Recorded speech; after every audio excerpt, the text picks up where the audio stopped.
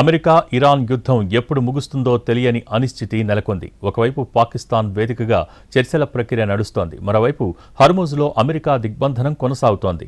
ఇవి చాలదు అన్నట్టు ఇరాన్కు సంబంధించి సుమారు 3,242 కోట్ల విలువైన క్రిప్టో కరెన్సీని ఫ్రీజ్ చేశామని అమెరికా వెల్లడించింది.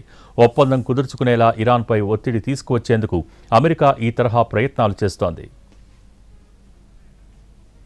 హర్ముజ్ జలసంధి వద్ద ఇరాన్ నౌకల రాకపోకలపై అమెరికా కట్టుదిట్టమైన దిగ్బంధనాన్ని కొనసాగిస్తోంది.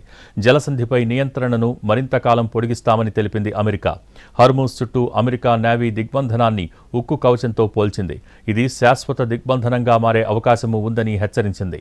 టెహ్రాన్ తన అణ్వాయుధాల తయారీని విడనాడే వరకు ఆ దేశంపై ఒత్తిడి తెస్తూనే ఉంటామని స్పష్టం చేసింది. అంతర్జాతీయ స్థిరత్వానికి ఇరాన్ నుంచి పొంచి ఉన్న ముప్పును తొలగించడానికే తాము ఈ సాహసోపేతమైన ప్రమాదకరమైన మిషన్ను చేపట్టామని క్లారిటీ ఇచ్చింది అమెరికా.